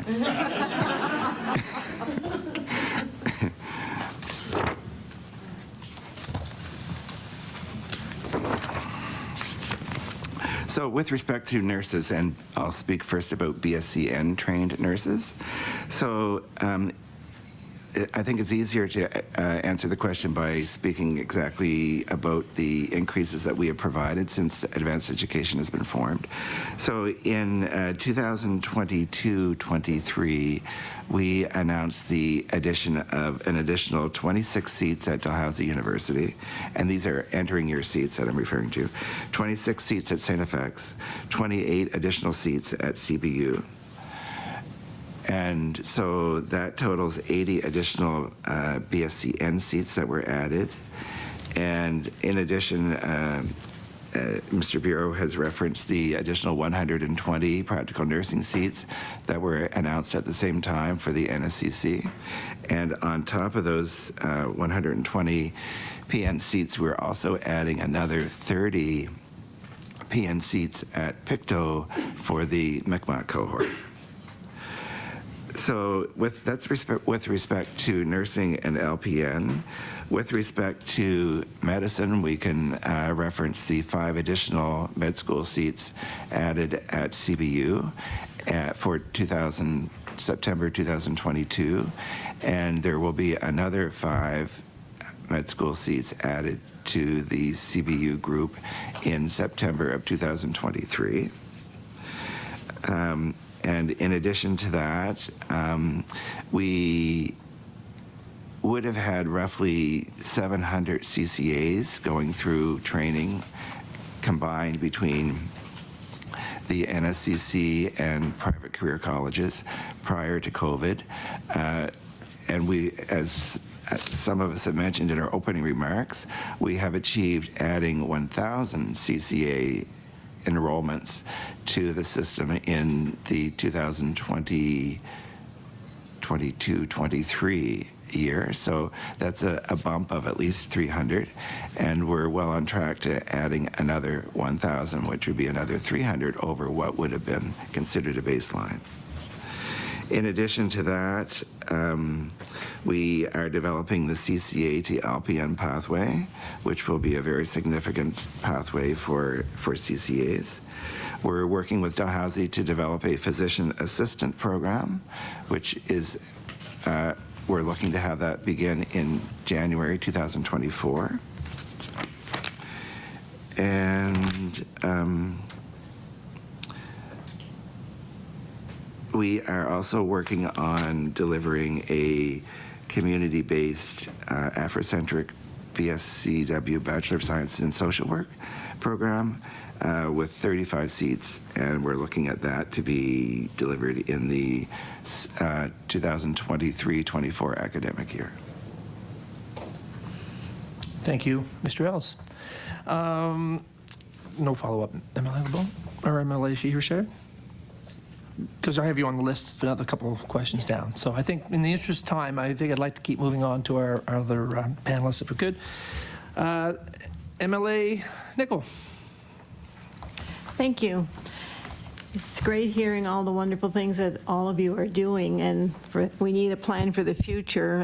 But my mind seems to come to where I'm at presently in trying to address the healthcare crisis. I mean, I'm in that sandwich generation where my parents are in rural Nova Scotia, and a lot of the things that are being presented here today, I don't see it possibly helping their situation with seniors, looking after seniors aging in place. And I will have a conversation with Ms. Barbrick after this meeting to discuss that. But to my point, right now I'm trying to focus on what is actually being discussed. So how many nurses had to apply for the nursing incentive itself? And we heard a lot of issues and concerns from nurses who didn't qualify for the incentive, such as casual, part-time, or nurses on sick leave. And I just heard from a resident today that said, oh, they're freezing the employment insurance for those that were receiving it. So what was the uptake for the nursing incentive, just currently? Ms. Barber? Or Ms. Suzanne Lee, sorry.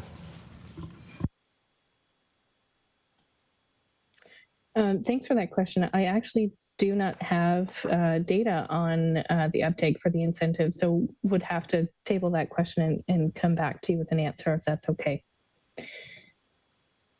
Emily Nicol? And that's fine, but maybe my follow-up will also need to have a follow-up from you as well, because it's related. How many nurses, either retired or travel nurses, have come back to the system because of the incentive? Ms. Suzanne Lee. Another great question that I unfortunately do not have the answer to, but happy to, again, to follow up. Thank you very much. MLA Ince. Thank you. I think my question might be for both Ms. Lees, but anyway, we'll find out in a second. We know that the scope of pharmacists has been broadened, and we know that we are giving, Nova Scotians an ability to be able to get some of their services dealt with through pharmacists. However, we do know that there seems to be a void in pharmacist technicians. So I'm trying to find out, what's happening, what are we doing to address that void? So who would like to go for Ms. Suzanne Lee? Okay. I can start that question off, and I won't even dare suggest that my colleague Greg jump in after me.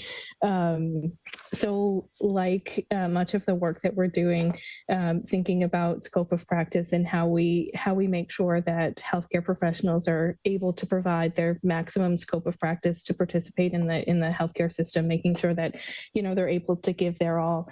So lots of work happening in terms of empowering pharmacists to work to that full scope of practice, and and having them play greater roles in primary care and in access to healthcare for Nova Scotians. I will say we're having lots of ongoing conversations with the Pharmacy Association of Nova Scotia and the College of Pharmacy in terms of how we and our partners at Labour Skills and Immigration and some of our other partners in the Department of Health and elsewhere in terms of how we help recruit for the sector. We know that the pharmacy tech sector is short folks, and we also know that the pharmacy sector as well, like pharmacists themselves, they forecast some vacancies in the future. So, working on, again, as I mentioned earlier, when we're in market and we're looking for doctors, nurses, some of those high priority professions, that we're also making sure we're bringing our partners along and helping them to understand the opportunity for their sector in the market that we're in, or, if we're putting out a digital campaign, that we're making sure that we're looking at the market for the full scope of its potential to be able to recruit folks into Nova Scotia. Thank you, Ms. Suzanne Lee. MLA Ince for a follow-up? Okay, thank you. MLA Hanson. Thank you, Mr. Chair. This may be to Miss Mary Lee over there. As you may know, there are international students studying here to be doctors in Nova Scotia, but some of them can't complete their residencies because they do not have permanent residency. So is there any intent to change the requirements to make it easier for Canadian medical graduates without Canadian citizenship to do their medical residency here in Nova Scotia? Ms. Mary Lee. Mr. Chair, I'm probably not the right person to answer that, and I would go to Suzanne. We're going to go to Ms. Suzanne Lee. Thanks for the question. I know there are a small number of medical grads who don't have permanent residency, who aren't able to get residencies.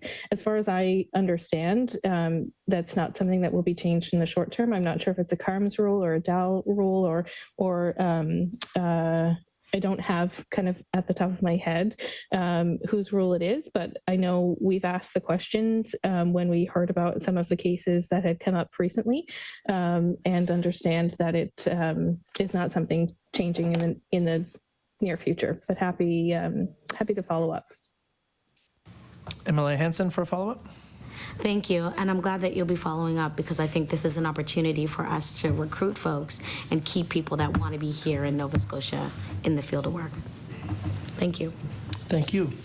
MLA Sheehy-Richard. I thought you said, sorry, Mr. Chair, I thought MLA Smith was next. So, all right. I think this is for Ms. Lee. I just want to talk a little bit about in February when it was announced that Tajigamic was going to receive funding from the province to help recruit Indigenous healthcare workers. Could you share a little bit about how this is expected to promote healthcare opportunities for Mi'kmaq and Indigenous people?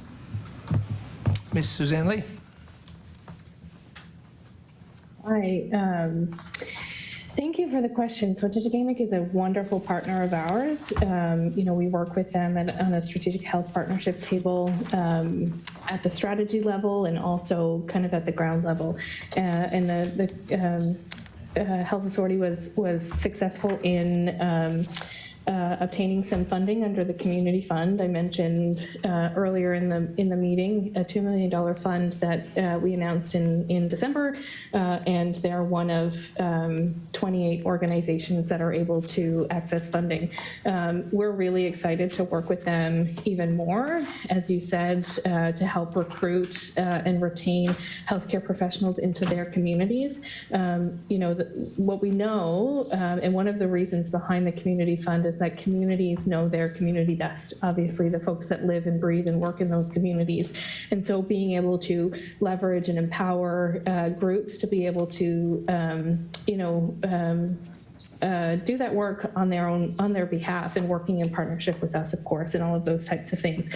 So we're really excited to work with the folks at Tajigamic. I think they're an incredibly valuable and knowledgeable group, and so they'll, be looking at a project under the community fund around showcasing to Mi'kmaq nurses nursing career opportunities.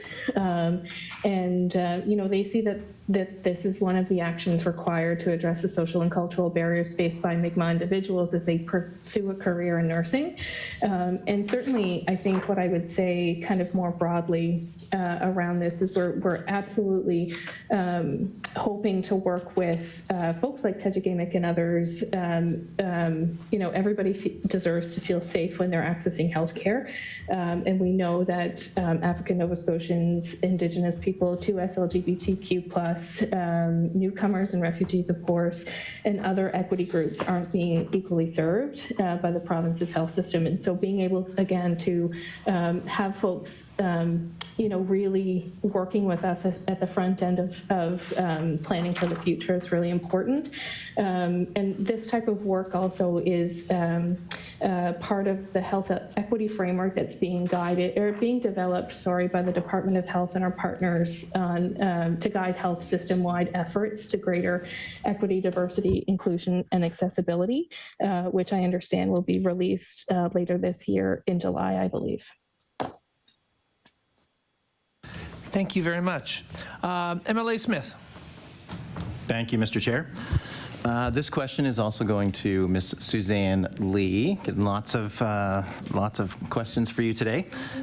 It's going to focus mainly on the Sheet Harbour Hospital, so Eastern Shore Memorial Hospital. I'm really, really lucky to be an MLA who represents the town that I grew up in. So born and raised in Sheet Harbour, and I'm really pleased that Mr. Bureaux referenced Sheet Harbour in his opening remarks. That's always good.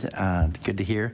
And I'd like to get it on the record as much as possible while in committee. But my question is going to be about, it's going to ultimately end up around an orientation program that I believe it's called PRAP, the Practice Ready Assessment Program. And from my understanding and dealing with the folks at the Health Authority that I communicate regularly with, that this incentive program was not necessarily always open to hospitals in the central zone, but through some advocacy, and unfortunately that Sheet Harbour is considered part of the central zone, but really about an hour and a half from downtown. Sheet Harbour Hospital, Eastern Shore Memorial was included in it, and I understand that program is advancing, that Eastern Shore Memorial has a match, and that if all the boxes continue to be checked off, Eastern Shore Memorial could have a brand new family doctor with a 3-year return of service coming in September. So I'm wondering if you can explain to the folks around the table what exactly the Practice Ready Assessment Program is. I already know because I've been involved in it for a while, but I'm sure there are folks here who would like to learn more about it. And just in case that people didn't hear, it's from Sheet Harbour you're from, right? Okay. Ms. Suzanne Lee. Thanks very much for that question. I got a little bit worried about how much I would need to know about the Sheet Harbour Hospital when you started, but I think we landed in a place where I know something about something. So I appreciate that question, and I'm really excited that there's a family doctor coming your way through the Practice Ready Assessment Program. And for the folks around the table who aren't aware of what the program is, so again, recognizing internationally educated medical graduates who may not be eligible for licensure right away are able to apply for the program to pursue a license to practice in Nova Scotia. And as part of that, as MLA Smith mentioned, they're required to fulfill a 3-year return of service agreement, but essentially 2 cohorts annually. And we're working to expand those cohorts. I think we can now accommodate 10. It's a wonderful program where physicians kind of are integrated into a community where they're sort of matched with a preceptor or a clinical field assessor, a practicing physician who can work with them, mentor them, and work with the college in making sure that they have the skills and skills and competencies that they need to practice and be licensed in Nova Scotia. So, a really great program, and we're able to expand on the education based on a skills assessment that folks have. Thank you, MLA Smith, for a quick follow-up. I promise nothing. There are a couple other incentives that the member for Dartmouth North has noted that are not eligible in the central zone. But I believe, again, that the central zone it's beyond the scope of downtown Halifax and downtown Dartmouth. So I'm wondering, Ms. Lee, if you can share about the incentive, the recruitment incentive for family doctors. I believe it's a 5-year return of service for family doctors coming to rural central. You might not be aware of the Canada Student Loan Forgiveness Program that is also available now for rural central zone, rural HRM, as it wasn't in the past. Can you share some of those additional details with the group? Ms. Suzanne Lee. Yeah, thank you for that. And I may go beyond physicians as well, if that's okay with the MLA and with the chair. So certainly, as you mentioned, there are 2 incentives for physicians. Parts of Central Zone are covered in those that are covered in the family physician incentive, I believe. That are a bit more rural. And as you said, $125,000 a year, over 5 years with a return of service for those folks that access those incentives.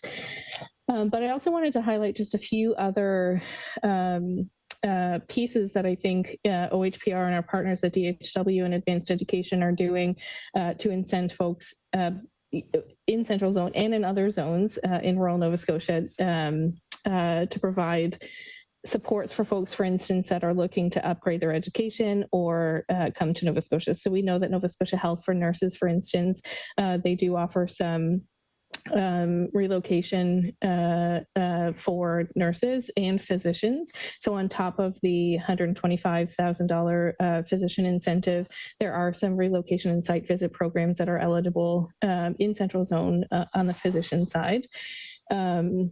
A couple of other pieces that my colleagues, I don't believe mentioned. So we talked about the LPN to BSc and education incentive for long-term care, which came out of Nova Scotia's nursing strategy, which I'm not sure if everybody's aware of the strategy, but it's guided by the Provincial Nurse Network, which is a wonderful, I think, one of a kind in Canada network of nurses and partners across Nova Scotia who sort of come together and think about the things that are needed for the nursing sector. And so some of those laddering opportunities where nurses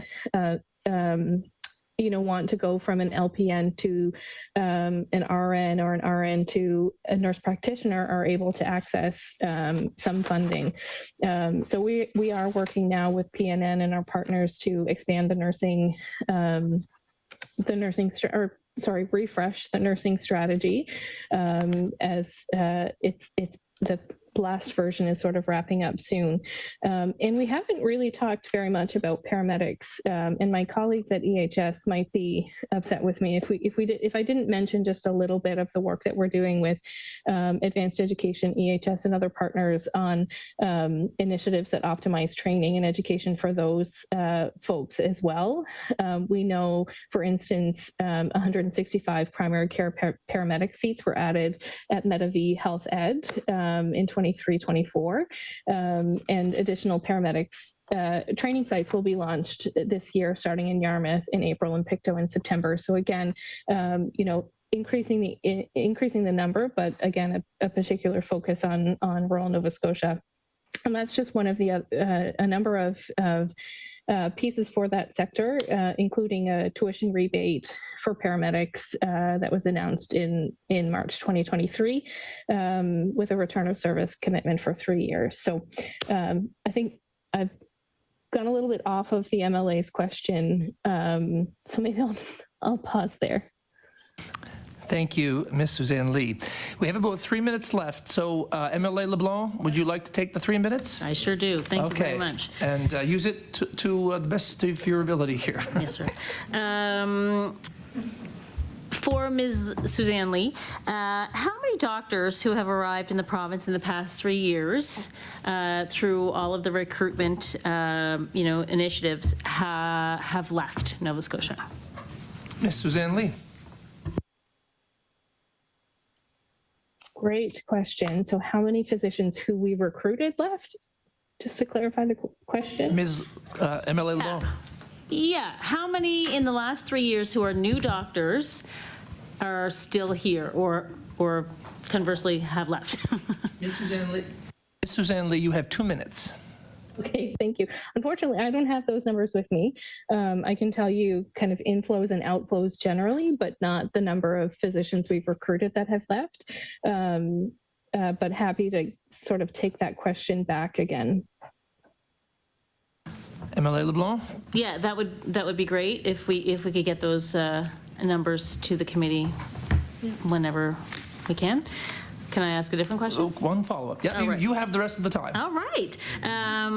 So I'm just wondering, we've talked a lot about the clinics in Spryfield and South End Halifax, where we understand that physicians who are running those clinics reached out to the government for help and support in terms of replacement physicians or family practice nurses, but they were denied. So I'm wondering if, Ms. Lee, you can talk about that situation. Can you explain what happened and why were the clinics allowed to close?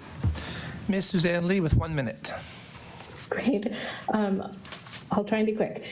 So those clinics that you mentioned, certainly in any physician working in family practice, they are self-employed, and so they are able to choose when they close their practice.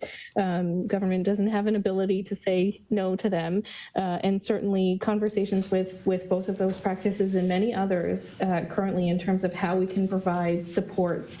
You mentioned family practice nurses. Some of it that physicians are looking for is around red tape reduction. How do we help streamline their work? And so Nova Scotia Health, in partnership with DHW and a number of other partners, stood up a physician hotline to try and get at some of the questions that physicians are asking, or the resources they're asking for, in an expedited way. And so the folks behind the hotline meet daily every morning to talk about the cases. I'm sorry, I have to, in the interest of our opportunity to give any closing statements at this point and to address any committee business we may have, I have to end the question and answer period there. Thank you, Ms. Suzanne Lee. I'll offer the people at the table any opportunity to offer any closing statements. We do have less than 10 minutes, so we would ask you to keep it brief if you could. So, Ms. Mary Lee. Thank you, Mr. Chair. I just want to thank the committee for having us here to talk about all the great work. I have to say, I've been in healthcare for over 30 years. I have never seen the investments that I have seen going into healthcare, which is certainly applauding government and their initiatives. I would be remiss if I didn't point out, there were many questions around the incentive bonus.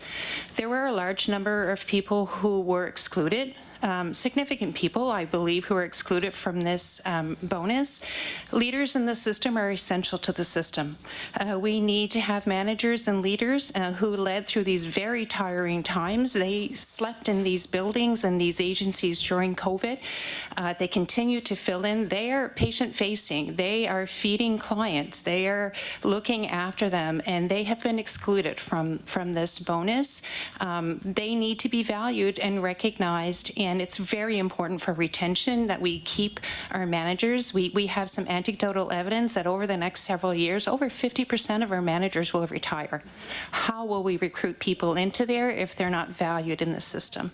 So I just had to say that. As I said, we are so pleased of the investments. We just need to recognize everyone who contributes to the healthcare of Nova Scotians. Thank you. Thank you very much. Mr. Bureaux, do you have any closing comments? Just quickly, again, I want to thank you, Mr. Chair, and the members for your wonderful questions and your interest in this very, very important work.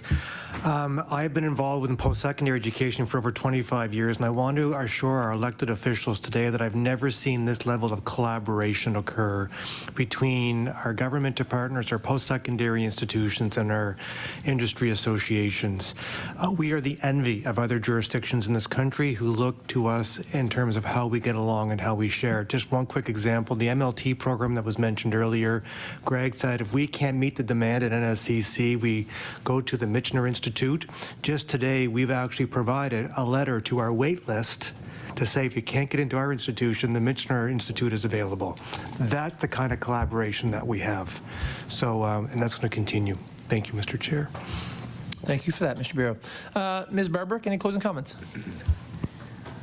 Thank you for having us today. I didn't get my colleague, Ms. Lay, got lots of questions today, which I think we expected a little bit of, but the thing I didn't get a chance to offer that I want to is really about our vision. And to Mary's point, I want people to be able to work in continuing care for an entire career and progress and transition based on their personal needs, based on their professional needs. So we've got the recognition of prior learning pathways as an entry point. We've got progressions from LPNs to RNs. We're working on a progression from CCA to LPN.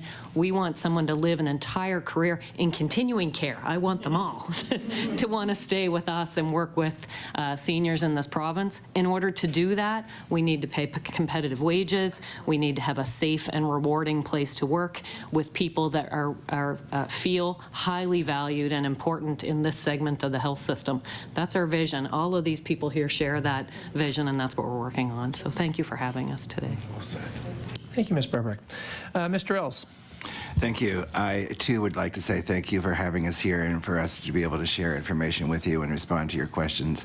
And I do want to reiterate the comment that Dawn just made around the collaboration that's going on. I think it was evident from our opening remarks when you listened to the amount of overlap that was in our opening remarks. We're working very closely together. All entities that are here today are working very close together, and it is certainly helping us move forward with the health recruitment and retention needs that we have in the province. Thank you. Thank you. And Ms. Suzanne Lee. Thank you, and thanks again for the opportunity to join you virtually today. I kept my germs at home, but appreciated having the opportunity to talk about our work. I'll just end by saying, Action for Health kind of gave us direction that we're working to make Nova Scotia be a magnet for healthcare workers.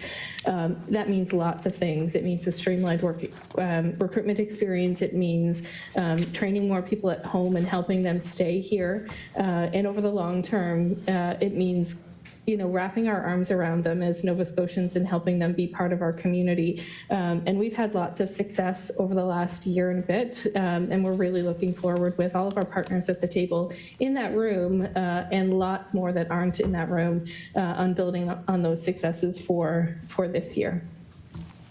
Thank you, and thank you all for coming. Thank you for the reminder of the collaboration and the insight you've given us today. It's been very informative for our committee. I did ask our committee earlier if there's any other committee business, and I don't think I see any other committee business on the table. So our next meeting will be June the 6th, 2023 from 1 p.m. to 3 p.m. The topic will be the review of school breakfast programs. The witnesses will be Nourish Nova Scotia, Department of Education and Early Child Development, Allison Power, Breakfast Program Coordinator at Calvin Presbyterian Church. So with that, I will adjourn today's meeting. Thank you all for coming. Good chair.